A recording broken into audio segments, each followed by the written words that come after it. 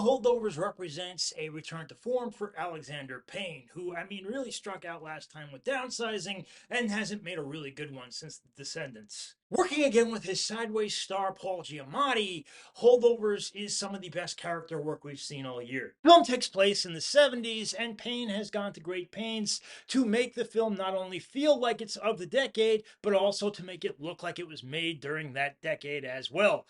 Through old school lenses and digital rendering, the movie attains the exact grainy look of a 70s film. Giamatti plays Paul Hunnam, a highfalutin history professor at a prestigious boys' prep school. This is not a likable man. In fact, he goes out of his way to be a hard ass, convinced his entitled students are allowed to skate by on daddy's money way too much. Many of them don't escape his class with much more than a D, and he has unkind things to say about nearly every one of them. Troglodytes and Philistines are just a few of the nicer ones. The fact that a holiday is coming up means nothing to him. The Scrooge professor loads his students up with homework. This is a man who prefers his solitude, and he has his reasons for that. It makes it all the worse that he's been saddled with having to babysit the kids who can't go home for the holidays, like Angus Tully, played by newcomer Dominic Sessa.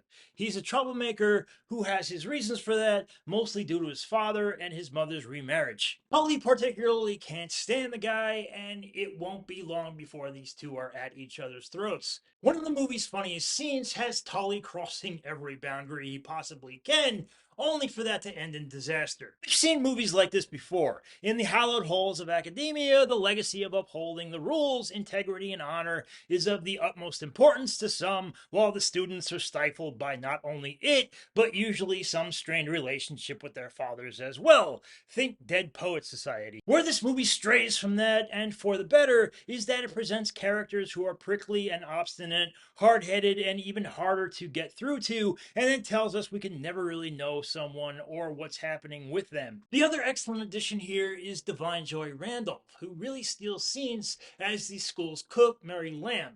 Mary worked there so she could manage to send her son there, but in a reminder of the class and racial lines at the time, unfortunately she could not send him off to an Ivy League college like so many of the other boys at the school. Instead, he wound up in Vietnam where he was drafted and was then killed. Payne brings up issues of depression, self-worth, loneliness, and apathy. His characters are outcasts, those who feel left behind and off to the side.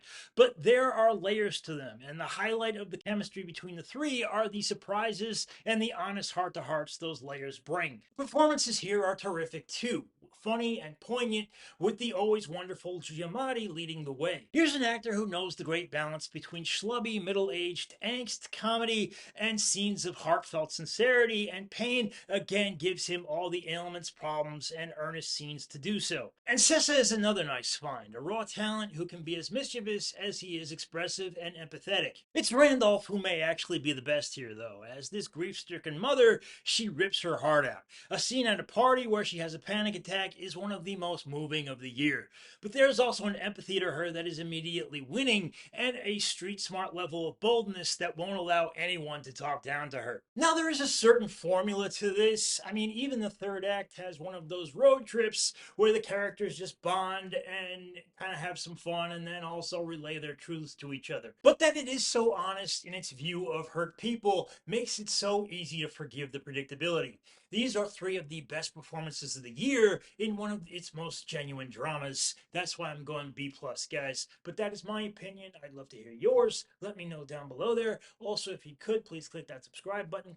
Please click that like button. And I hope to see you back here next time. Thank you so much. Bye-bye.